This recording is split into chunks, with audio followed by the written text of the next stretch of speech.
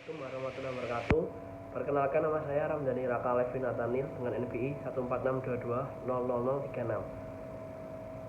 Di video ini saya mau bercerita tentang pengalaman pribadiku yang berkaitan dengan kesadaran diri atau yang bisa disebut dengan self awareness.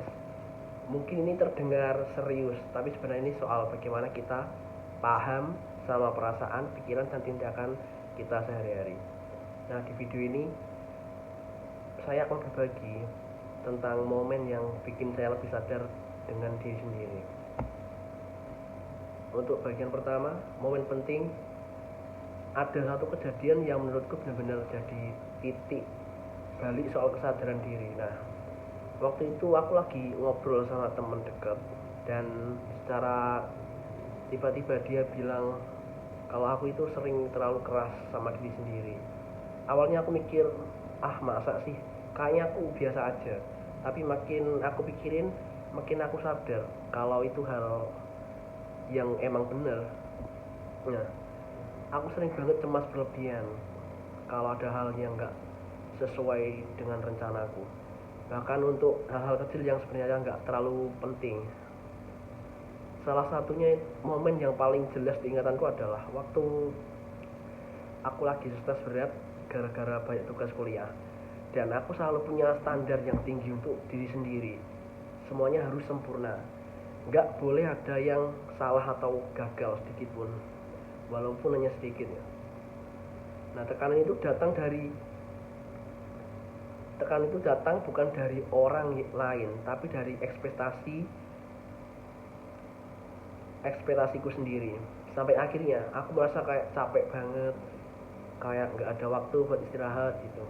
Nah, waktu itu temenku lihat aku lagi tertekan banget kan, dan lalu dia itu ngajak ngobrol. Dari obrolan itu aku mulai mikir, kenapa ya aku selalu harus nuntut diri sendiri untuk jadi yang sempurna.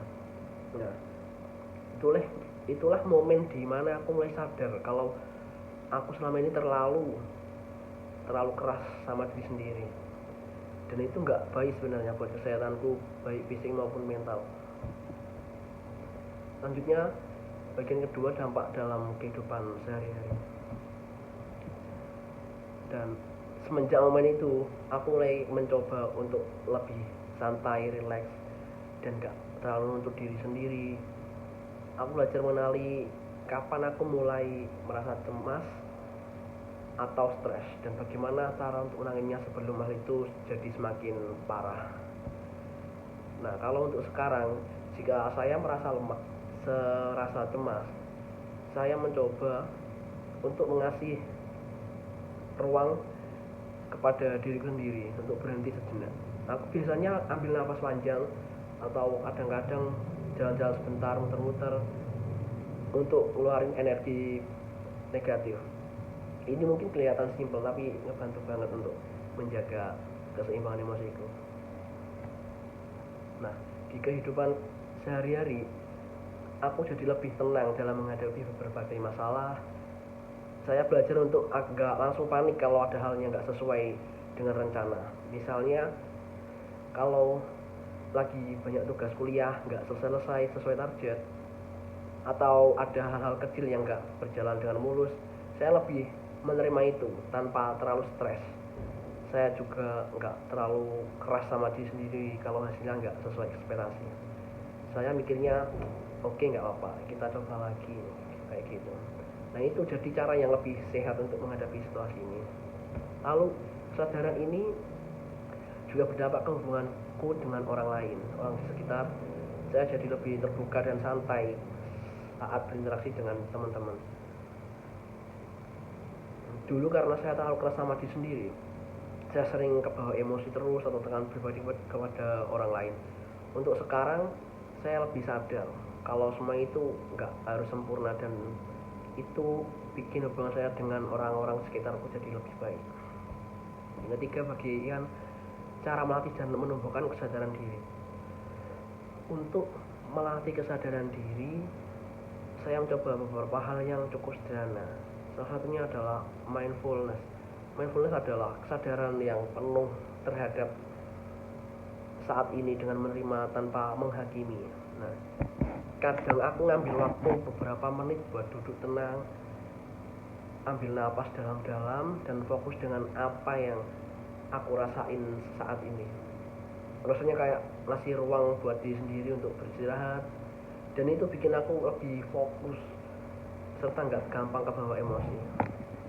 Nah, hari ini yang aku lakukan adalah hal lain yang aku lakukan adalah kayak dengerin masukan dari orang-orang di sekitarku, terutama dari teman-teman yang dekat. Mereka kadang ngasih sudut pandang yang aku sendiri nggak kepikiran sebelumnya.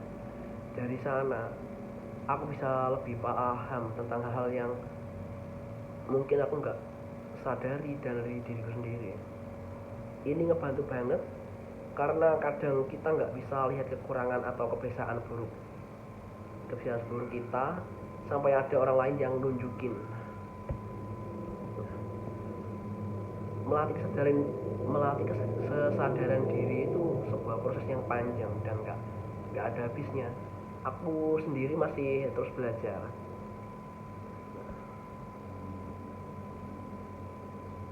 Selanjutnya penutupan. Kesadaran diri itu memang bukan hal yang instan. Ini proses yang butuh waktu yang lumayan, dan kadang kita harus jatuh dulu sebelum bisa benar-benar paham apa yang terjadi pada diri kita sendiri kayak gitu. Tapi aku merasa sangat bersyukur karena lewat momen-momen sulit itu aku kayak bisa lebih mengenal diri sendiri dan bisa lebih bijak dalam mengatur perasaan sekarang. Nah, untuk sekarang aku jauh lebih nyaman sama diri sendiri dan lebih siap menghadapi apa-apa yang datang di masa depan. Nah, ini untuk harapanku, cerita ini bisa kamu inspirasi buat mulai lebih kenal sama diri sendiri juga. Nggak perlu buru-buru sih. Yang penting itu kita terus belajar dan memberi ruang buat diri sendiri untuk bertumbuh. Oke, terima kasih udah nonton videonya ya. Terima kasih. Assalamualaikum warahmatullahi wabarakatuh.